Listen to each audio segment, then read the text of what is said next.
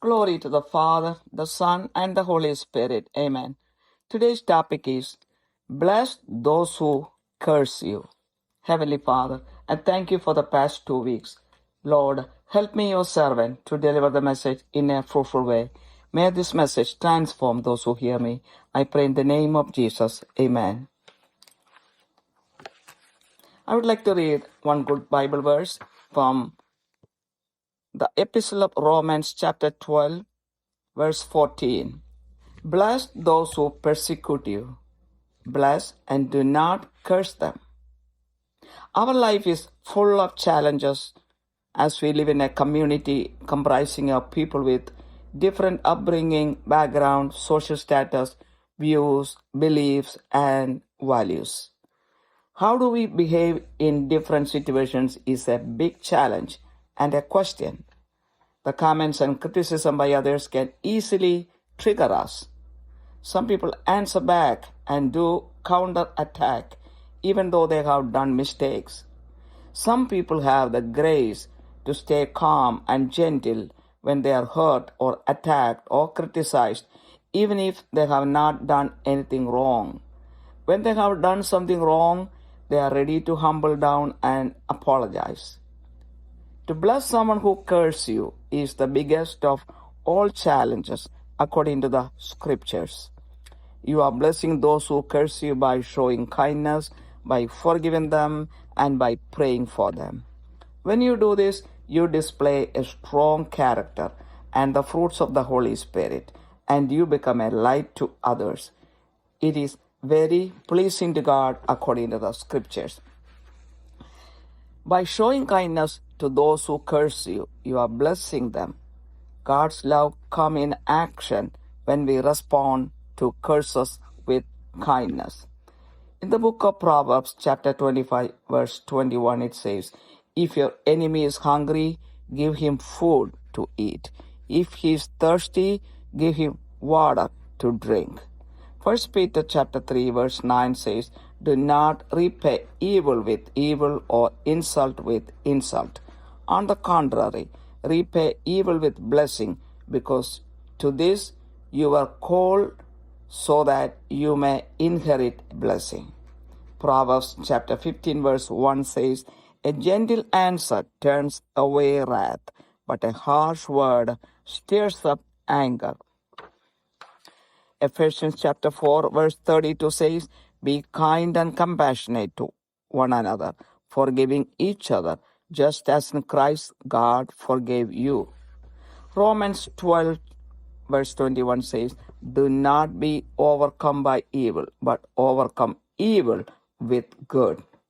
When we practice kindness towards others, we soften the hearts of others and bring them healing. Also, it will cultivate a beautiful spirit within ourselves.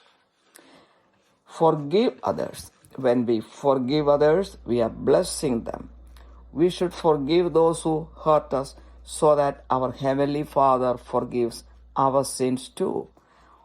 Holding on to hatred and anger creates stress in us, but by forgiving, we align our heart with God's will and cement our relationship with God. Also, we can pass our grace to several others. St. Luke's Gospel chapter 7 verses 3 and 4 says, Jesus says, Watch yourselves. If your brother or sister sins against you, rebuke them. And if they repent, forgive them. Even if they sin against you 7 times in a day, and 7 times come back to you saying, I repent, you must forgive them. In the Epistle of Colossians, chapter 3, verse 13 says, Bear with each other and forgive one another. If any of you has a grievance against someone, forgive as the Lord forgave you. St. Mark's Gospel, chapter 11, verse 25, Jesus says, And when you stand praying, if you hold anything against anyone, forgive them, so that your Father in heaven may forgive you your sins. St. Matthew's Gospel, chapter 6, verses 14 and 15, Jesus says, For if you forgive other people when they sin against you, your heavenly Father will also forgive you. But if you do not forgive others their sins, your Father will not forgive your sins. Pray for others. Prayer is a weapon that strengthens us when we face challenges. When we pray for those who mistreat us, we follow God's commands and go through a transformation within ourselves. We cannot keep negative feelings towards someone and pray for that person's well-being at the same time. When we pray for them, we look at them through God's eyes. By praying for those who curse you, you are blessing them. Your prayer will bring healing to both people. St. Luke's Gospel, chapter 6, verse 28, Jesus says, "Bless those who curse you. Pray for those who abuse you." In the book of James, chapter 5, verse 16, it says, "Therefore, confess your sins to each other and pray for each other so that you may be healed. The prayer of a righteous person is powerful and effective." St. Matthew's Gospel, chapter 5, verse 44, Jesus says, "But I say to you, love your enemies and pray for those who persecute you." By blessing others, we are displaying the fruits of the Holy Spirit, especially love, kindness, and self-control, as said in Colossians chapter 5, verse 19. It will bring us closer to God. Blessing others make you a strong character. Blessing others is more powerful than cursing them. It is easy to retaliate by cursing others, but to control yourself and bless them needs mental strength and spiritual strength. By blessing others, we become a light to others. St. John's Gospel, chapter 8, verse 12, Jesus said, "I am the light of the world. Whoever follows me will never walk in darkness, but will have the light of life." In the epistle of Ephesians, chapter 5, verse 18, it says, "For you were once darkness, but now you are light in the world. Live as children of light." By practicing the word of God in your life, you are becoming a light to others. When you bless those who curse you, you become a light to them. Only if we love God and love others, we can bless them. Jesus asks us to love our enemies in order to become children of God. St. Matthew's Gospel, chapter 5, verse 45, it says, "So that you may be children of your Father in heaven. He causes his sun to rise on the evil and the good, and sends rain on the righteous and the unrighteous." In conclusion, let me say, we should respond to hostility and hatred with grace and compassion. It will promote forgiveness and transformation in relationships. We can join with Jesus to bless others and illuminate the world around us.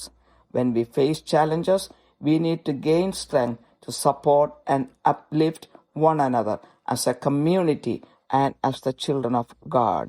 1 Corinthians chapter 13, verses 4 and 5, it says, "Love is patient, love is kind, it does not envy, it does not boast, it is not proud, it does not dishonor others, it is not self-seeking, it is not easily angered, it keeps no record of wrongs."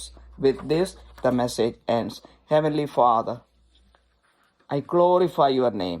Lord, bless each and everyone who hears this message. Lord, help everyone to bless those who curse them and become children of God and a light to others.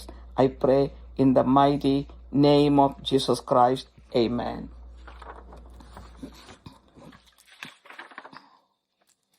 പിതാവിനും പുത്രനും പരിശുദ്ധാത്മാവിനും മഹത്വമുണ്ടായിരിക്കട്ടെ. ഇന്നത്തെ ചിന്താവിഷയം: നിങ്ങളെ ശപിക്കുന്നവരെ അനുഗ്രഹിക്കുവിൻ. കാരുണ്യവാനായ സ്വർഗ്ഗസ്ഥ പിതാവേ, കഴിഞ്ഞ 2 ആഴ്ചകൾക്കായി നന്ദി പറയുന്നു. ഇന്നത്തെ സന്ദേശം വേണ്ടതുപോലെ മറ്റുള്ളവരിലേക്ക് കൈമാറുവാൻ ഈ ദാസ്യെ സഹായിക്കണമേ. കേൾക്കുന്നവരിൽ ഒരു രൂപാന്തരം ഉണ്ടാക്കുവാൻ ഇടയാക്കണമേ.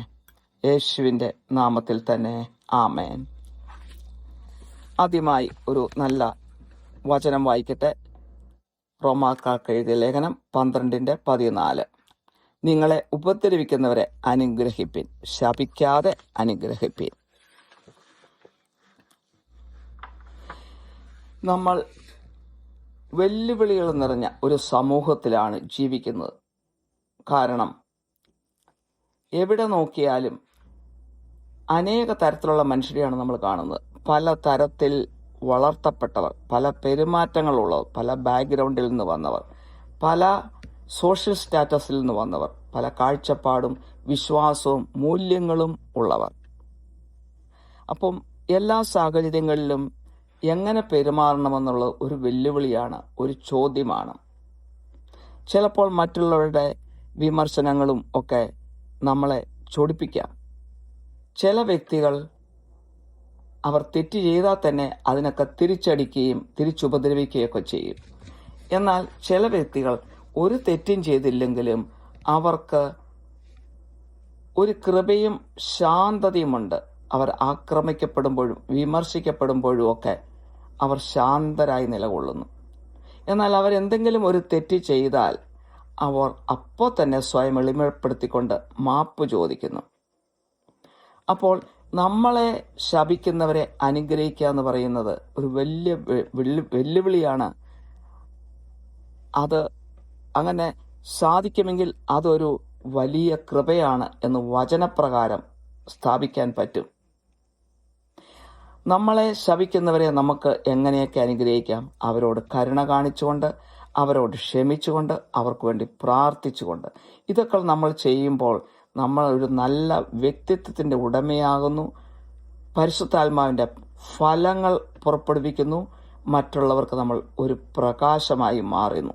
അത് ദൈവത്തിന് വളരെ ഇഷ്ടമുള്ള ഒരു കാര്യമാണെന്ന് വചനപ്രകാരം തന്നെ നമുക്ക് മനസ്സിലാക്കാൻ സാധിക്കും. അനേകം ദൈവവചനത്തിൽ കൂടിയാണ് ഇന്ന് പോകാൻ ആഗ്രഹിക്കുന്നത്. മറ്റുള്ളവരുടെ കരുണ കാണിക്കുന്നതിനെക്കുറിച്ച് നമ്മൾ ചിന്തിക്കുകയാണെങ്കിൽ അതൊരു വലിയ കൃപയാണ്. നമ്മളെ ശപിച്ചാലും നമ്മൾ അവരോട് കരുണ കാണിക്കുക, അത് അങ്ങനെ കരുണ കാണിക്കുന്ന വഴി നമ്മൾ അവരെ അനുഗ്രഹിക്കുകയാണ് ചെയ്യുന്നത്. അപ്പോൾ ദൈവത്തിൻ്റെ സ്നേഹമാണ് നമ്മളിൽ കൂടി അവിടെ പ്രകടമാകുന്നത്. സദൃശവാക്യങ്ങൾ 25:21 പറയുന്നു, ശത്രുവിന് വിശക്കുന്നുവെങ്കിൽ അവന് തിന്മാൻ കൊടുക്കുക, ദാഹിക്കുന്നുവെങ്കിൽ കുടിപ്പാൻ കൊടുക്കുക എന്ന്. 1 പത്രോസ് 3:9 പറയുന്നു, ദോഷത്തിന് ദോഷവും ശകാരത്തിന് ശകാരവും പകരം ചെയ്യാതെ നിങ്ങൾ അനുഗ്രഹം അനുഭവിക്കേണ്ടതിന് വിളിക്കപ്പെട്ടതുകൊണ്ട് അനുഗ്രഹിക്കുന്നവരായിരിപ്പിൻ എന്നും. സദൃശവാക്യങ്ങൾ 15:1 പറയുന്നു, മൃദുവായ ഉത്തരം ക്രോധത്തെ ശമിപ്പിക്കുന്നു, കഠിന വാക്കോ കോപത്തെ ജ്വലിപ്പിക്കുന്നു. എഫെസ്യർക്ക് എഴുതിയ ലേഖനം 4:32 പറയുന്നു, നിങ്ങൾ തമ്മിൽ ദയയും മനസ്സലിവുള്ളവരായി ദൈവം ക്രിസ്തുവിൽ നിങ്ങളോടുകൂടി ക്ഷമിച്ചതുപോലെ അന്യോന്യം ക്ഷമിപ്പീൻ എന്നും. റോമൻസ് 12:21 പറയുന്നു, തിന്മയോട് തോൽക്കാതെ നന്മയാൽ തിന്മയെ ജയിക്കുക എന്ന്. അപ്പോൾ നമ്മൾ മറ്റുള്ളവരോട് കരുണ കാണിക്കുമ്പോൾ മറ്റുള്ളവരുടെ ഹൃദയം നമ്മൾ ശാന്തമാക്കുകയും അവർക്ക് രോഗശാന്തി കൊടുക്കുകയും ചെയ്യുന്നത്. അപ്പോൾ നമ്മളിൽ തന്നെ നല്ലൊരു ആത്മീയത വളർന്നു വരാനുള്ള സാധ്യതകളാണുള്ളത്. ഇനി മറ്റുള്ളവരോട് നമ്മൾ ക്ഷമിക്കുമ്പോൾ നമ്മൾ അവരെ അനുഗ്രഹിക്കുകയാണ്. നമ്മളെ ശപിക്കുന്നവരെ അനുഗ്രഹിക്കുമ്പോൾ നമ്മളുടെ പാപങ്ങൾ സ്വർഗ്ഗസ്ഥനായ പിതാവ് നമ്മളോടും ക്ഷമിക്കും. വെറുപ്പും കോപവും ഒക്കെ നമ്മളിൽ വച്ചുകൊണ്ടിരിക്കുമ്പോൾ അത് നമ്മളിത് വലിയ സ്ട്രെസ്സാണ് നമ്മൾ ക്രിയേറ്റ് ചെയ്യുന്നത്. എന്നാൽ നമ്മൾ അവരോട് ക്ഷമിച്ച് നമ്മൾ ശാന്തമായി പെരുമാറുമ്പോൾ ദൈവത്തിൻ്റെ ഹൃദയത്തോടൊപ്പം നമ്മുടെ ഹൃദയം നമ്മൾ ചേർത്ത് വയ്ക്കുകയും ദൈവവുമായിട്ടുള്ള ബന്ധം നമ്മൾ ഉറപ്പിക്കുകയും ആണ് ചെയ്യുന്നത്. അത് തന്നെയുമല്ല, നമ്മളിലുള്ള ആ കൃപ മറ്റുള്ളവരിലേക്ക് പകർന്നു കൊടുക്കുവാൻ നമുക്ക് സാധിക്കും. വിശുദ്ധ ലൂക്കായുടെ സുവിശേഷം 17:3-4 വചനങ്ങൾ പറയുന്നു, സൂക്ഷിച്ചു കൊള്ളുവിൻ, സഹോദരൻ പിഴച്ചാൽ അവനെ ശാസിക്കുക, അവൻ മാനസാന്തരപ്പെട്ടാൽ അവനോട് ക്ഷമിക്കുക. ദിവസത്തിൽ 7 വട്ടം നിന്നോട് പിഴയ്ക്കുകയും 7 വട്ടം നിന്റെ അടുക്കൽ വന്ന് ഞാൻ മാനസാന്തരപ്പെടുന്നു എന്ന് പറയുകയും ചെയ്താൽ അവനോട് ക്ഷമിക്കുക. കൊളോഷ്യൻസ് 3:13 പറയുന്നു, അന്യോന്യം പൊറുക്കുകയും ഒരുവനോട് ഒരുവന് വഴക്കുണ്ടായാൽ തമ്മിൽ ക്ഷമിക്കുകയും ചെയ്യുവിൻ. കർത്താവ് നിങ്ങളോട് ക്ഷമിച്ചതുപോലെ നിങ്ങളും ചെയ്യുവിനെന്ന്. വിശുദ്ധ മർക്കോസിന്റെ സുവിശേഷം 11:25 യേശു പറയുന്നു, നിങ്ങൾ പ്രാർത്ഥിപ്പാൻ നിൽക്കുമ്പോൾ സ്വർഗ്ഗസ്ഥനായ നിങ്ങളുടെ പിതാവ് നിങ്ങളുടെ പിഴകളെയും ക്ഷമിക്കേണ്ടതിന് നിങ്ങൾക്ക് ആരോടെങ്കിലും വല്ലതും ഉണ്ടെങ്കിൽ അവനോട് ക്ഷമിപ്പിൻ എന്ന്. വിശുദ്ധ മത്തായിയുടെ സുവിശേഷം 6:14-15 വചനങ്ങളിൽ യേശു പറയുന്നു, നിങ്ങൾ മനുഷ്യരോട് അവരുടെ പിഴകളെ ക്ഷമിച്ചാൽ സ്വർഗ്ഗസ്ഥനായ നിങ്ങളുടെ പിതാവ് നിങ്ങളോട് ക്ഷമിക്കും. നിങ്ങൾ മനുഷ്യരോട് പിഴകളെ ക്ഷമിക്കാഞ്ഞാലോ നിങ്ങളുടെ പിതാവ് നിങ്ങളുടെ പിഴകളെയും ക്ഷമിക്കുകയില്ല എന്ന്. അടുത്തതായിട്ട് മറ്റുള്ളവർക്ക് വേണ്ടി നമ്മൾ പ്രാർത്ഥിക്കുക. പ്രത്യേകിച്ച് നമ്മളെ ശപിച്ചവരെ അനുഗ്രഹിച്ച് നമ്മൾ പ്രാർത്ഥിക്കുക. വെല്ലുവിളികൾ നേരിടുമ്പോൾ സ്വയം ശക്തിപ്പെടുവാനുള്ള ഒരു വലിയ ആയുധമാണ് പ്രാർത്ഥന. നമ്മളെ ഉപദ്രവിച്ചവർക്ക് വേണ്ടി നമ്മൾ പ്രാർത്ഥിക്കുമ്പോൾ ദൈവത്തിൻ്റെ കൽപ്പനയാണ് നമ്മൾ പാലിക്കുന്നത്. അത് തന്നെയുമല്ല, നമ്മളിൽ തന്നെ ഒരു രൂപാന്തരം ഉണ്ടാകുകയും ചെയ്യുന്നു. മോശമായ ചിന്തകൾ മറ്റുള്ളവരെക്കുറിച്ച് നമ്മൾ നമ്മുടെ ഉള്ളിൽ സൂക്ഷിക്കുകയും അവർക്ക് വേണ്ടി അതേസമയം നമ്മൾ പ്രാർത്ഥിക്കുകയും ചെയ്യുന്നതുകൊണ്ട് ഒരു പ്രയോജനമില്ല. ഇത് രണ്ടും കൂടെ ഒന്നിച്ച് പോകത്തില്ല. എന്നാൽ അവർക്ക് വേണ്ടി നമ്മൾ പ്രാർത്ഥിക്കുമ്പോൾ, നമ്മൾ ക്ഷമിച്ച് പ്രാർത്ഥിക്കുമ്പോൾ നമ്മൾ അവരെ കാണുന്നത് ദൈവത്തിൻ്റെ കണ്ണുകൾ കൊണ്ടാണ്. അങ്ങനെ നമ്മൾ അവർക്ക് വേണ്ടി പ്രാർത്ഥിക്കുമ്പോൾ അവരെ നമ്മൾ അനുഗ്രഹിക്കുകയാണ് ചെയ്യുന്നത്. അപ്പോൾ ആ പ്രാർത്ഥന അവർക്ക് ഒരു രോഗശാന്തി കൊണ്ടുവരും, നമ്മുടെ ഹൃദയത്തിൽ നമുക്കും ഒരു രോഗശാന്തി കൊണ്ടുവരും. വിശുദ്ധ ലൂക്കായുടെ സുവിശേഷം 6:28 പറയുന്നു, നിങ്ങളെ ശപിക്കുന്നവരെ അനുഗ്രഹിപ്പിൻ, നിങ്ങളെ ദുഷിക്കുന്നവർക്ക് വേണ്ടി പ്രാർത്ഥിപ്പിൻ എന്ന്. യാക്കോബിന്റെ ലേഖനം 5:16 പറയുന്നു, എന്നാൽ നിങ്ങൾക്ക് രോഗശാന്തി വരേണ്ടതിന് തമ്മിൽ പാപങ്ങളെ ഏറ്റുപറഞ്ഞ് ഒരുവന് വേണ്ടി ഒരുവൻ പ്രാർത്ഥിപ്പിൻ. നീതിമാന്റെ ശ്രദ്ധയോടുകൂടിയ പ്രാർത്ഥന വളരെ ഫലിക്കുന്നുവെന്ന്. വിശുദ്ധ മത്തായിയുടെ സുവിശേഷം 5:44 യേശു പറയുന്നു, ഞാനോ നിങ്ങളോട് പറയുന്നു, നിങ്ങളുടെ ശത്രുക്കളെ സ്നേഹിപ്പിൻ, നിങ്ങളെ ഉപദ്രവിക്കുന്നവർക്ക് വേണ്ടി പ്രാർത്ഥിപ്പിൻ. വീണ്ടും നമ്മളെ ശപിച്ചവരെ അനുഗ്രഹിച്ച് പ്രാർത്ഥിക്കുമ്പോൾ നമ്മൾ പരിശുദ്ധാത്മാവിന്റെ ഫലങ്ങളാണ് പുറപ്പെടുവിക്കുന്നത്. പ്രത്യേകിച്ച് സ്നേഹം, കരുണ, ആത്മനിയന്ത്രണം എന്നീ ഫലങ്ങൾ. ഇത് കൊളോഷ്യൻസ് 5:19 പറഞ്ഞ പ്രകാരമാണ്. അത് നമ്മളെ ദൈവത്തോട് കൂടുതൽ അടുപ്പിക്കും. വീണ്ടും നമ്മൾ മറ്റുള്ളവരെ അനുഗ്രഹിക്കുമ്പോൾ നമ്മൾ വലിയ ഒരു വ്യക്തിത്വത്തിൻ്റെ ഉടമയായി മാറുകയാണ് ചെയ്യുന്നത്. നമ്മളെ ശപിക്കുന്നവരെ തിരിച്ചു ശപിക്കാൻ വളരെ എളുപ്പമാണ്, അവരെ ഉപദ്രവിക്കുവാൻ. എന്നാൽ നമ്മൾ അവരെ അനുഗ്രഹിക്കുമ്പോൾ അതൊരു വലിയ ശക്തിയാണ്. ആ ശക്തി ഉള്ളവർക്ക് മാത്രമേ അവരെ അനുഗ്രഹിക്കാൻ സാധിക്കുകയുള്ളൂ. അപ്പോൾ അതൊരു നമ്മുടെ മനസ്സിനും ആത്മാവിനും വളരെ ശക്തിയാണ്. അപ്പോൾ നമ്മളൊരു വലിയ ഒരു വ്യക്തിത്വത്തിൻ്റെ ഉടമയായി മാറുകയാണ് ചെയ്യുന്നത്. വീണ്ടും നമ്മൾ മറ്റുള്ളവരെ അനുഗ്രഹിക്കുമ്പോൾ നമ്മൾ മറ്റുള്ളവർക്ക് വെളിച്ചമായി മാറുന്നു. വചനത്തിൽ കൂടി നോക്കാം. യോഹന്നാൻ സുവിശേഷം 8:12 യേശു പറയുന്നു, യേശു പിന്നെയും അവരോട് സംസാരിച്ചു, ഞാൻ ലോകത്തിന്റെ വെളിച്ചമാകുന്നു, എന്നെ അനുഗമിക്കുന്നവൻ ഇരുളിൽ നടക്കാതെ ജീവന്റെ വെളിച്ചമുള്ളവൻ ആകും എന്ന്. എഫേഷ്യൻ ലേഖനം 5:8 പറയുന്നു, മുമ്പേ നിങ്ങൾ ഇരുളായിരുന്നു, ഇപ്പോഴോ കർത്താവിൽ വെളിച്ചം ആകുന്നു. അപ്പോൾ ദൈവവചനം നമ്മുടെ ജീവിതത്തിൽ നമ്മൾ പ്രയോഗിക്കുമ്പോൾ നമ്മൾ മറ്റുള്ളവരുടെ മുന്നിൽ, അതായത് ദൈവവചനത്തിൽ ജീവിക്കുമ്പോൾ മറ്റുള്ളവരുടെ മുന്നിൽ ഒരു പ്രകാശമാകുകയാണ് ചെയ്യുന്നത്. നമ്മളെ ശപിക്കുന്നവരെ നമ്മൾ അനുഗ്രഹിക്കുമ്പോൾ അവർക്ക് നമ്മളൊരു പ്രകാശമായി മാറുന്നു. അപ്പോൾ അവരെ നമ്മൾ അനുഗ്രഹിക്കണമെങ്കിൽ ദൈവത്തെയും മറ്റുള്ളവരെയും സ്നേഹിച്ചെങ്കിൽ മാത്രമേ നമുക്ക് ചെയ്യുവാൻ സാധിക്കുകയുള്ളൂ. യേശു പറയുന്നു, ദൈവ മക്കളാകണമെങ്കിൽ നമ്മുടെ ശത്രുക്കളെ നമ്മൾ സ്നേഹിക്കണമെന്ന്. വിശുദ്ധ മത്തായിയുടെ സുവിശേഷം 5:45 യേശു പറയുന്നു, സ്വർഗ്ഗസ്ഥനായ നിങ്ങളുടെ പിതാവിന് പുത്രന്മാരെ തീരേണ്ടതിന് തന്നെ അവൻ ദുഷ്ടന്മാരുടെ മേലും നല്ലവരുടെ മേലും തൻ്റെ സൂര്യനെ ഉദിപ്പിക്കുകയും നീതിമാന്മാരുടെ മേലും നീതികെട്ടവരുടെ മേലും മഴ പെയ്യ്ക്കുകയും ചെയ്യുന്നുവല്ലോ എന്ന്.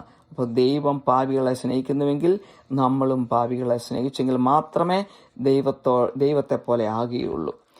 കൺക്ലൂഷനായിട്ട് പറയട്ടെ, ശത്രുതയും വെറുപ്പും നമ്മൾ നേരിടുമ്പോൾ കൃപയും കരുണയും കൊണ്ട് നമ്മൾ അതിനെ ഫേസ് ചെയ്യണം. അപ്പോൾ നമ്മളിൽ മറ്റുള്ളവരോട് ക്ഷമിക്കുന്ന ഒരു ഹൃദയം നമ്മളിൽ ഉണ്ടാകും. നമ്മുടെ ഉള്ളിൽ ഒരു രൂപാന്തരമുണ്ടാകും. ബന്ധങ്ങളിൽ ഒരു രൂപാന്തരമുണ്ടാകും. ദൈവത്തോടുള്ള ബന്ധത്തിലും മനുഷ്യരുമായിട്ടുള്ള ബന്ധത്തിലും. അങ്ങനെ യേശുവിനോടൊപ്പം നമുക്ക് ആകാൻ പറ്റും. യേശു മറ്റുള്ളവർക്ക് പ്രകാശമായിരിക്കുന്ന പോലെ നമ്മുടെ ചുറ്റുമുള്ള ലോകത്തിന് നമ്മളും ഒരു പ്രകാശമായി മാറും. അപ്പോൾ വെല്ലുവിളികളെ നമ്മൾ നേരിടുമ്പോൾ നമ്മൾ ഒരു സമൂഹത്തിൽ ആയിരിക്കുന്ന ആളുകളെ അന്യോന്യം താങ്ങുകയും ഉത്തേജിപ്പിക്കുകയും ചെയ്യുമ്പോൾ നമ്മൾ പ്രകാശമായിട്ട് മാറുകയാണ്. ബന്ധങ്ങൾ ശക്തിപ്പെടും. അപ്പോൾ എല്ലാവരും അനുഗ്രഹിക്കപ്പെടും. അവസാനമായിട്ട് ഒരു വചനം കൂടി വായിക്കട്ടെ. 1 കൊറിന്ത്യൻസ് 13:4-5 വചനങ്ങൾ. സ്നേഹം ദീർഘമായി ക്ഷമിക്കുകയും ദയ കാണിക്കുകയും ചെയ്യുന്നു. സ്നേഹം സ്പർദ്ധിക്കുന്നില്ല, സ്നേഹം നിഗളിക്കുന്നില്ല, ചീർക്കുന്നില്ല, അയോഗ്യമായി നടക്കുന്നില്ല, സ്വാർത്ഥം അന്വേഷിക്കുന്നില്ല, ദ്വേഷ്യപ്പെടുന്നില്ല, ദോഷം കണക്കിടുന്നില്ല. ഇതോടെ ഈ ശുശ്രൂഷ അവസാനിക്കുന്നു.